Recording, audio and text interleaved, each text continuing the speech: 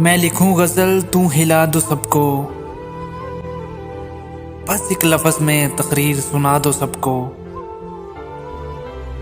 मैं लिखूं गजल तू हिला दो सबको, बस एक लफ्ज में तकरीर सुना दो सबको।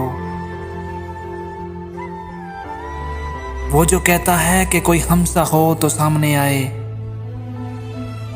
आगाज गजल से पहले ही खरा दो सबको। मुझको फुर्सत ही नहीं मिलती तुम्हारी याद से, वरना दो घड़ी रो लूं और पानी में बहा दूं सबको।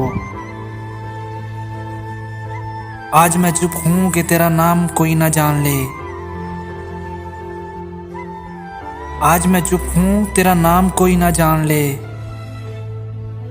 बेवफा नहीं हूं जो तेरा नाम बता दूं सबको। मैं लिखूं गजल तू हिला दो सबको, बस एक लफ्ज में तकरीर सुना दो सबको।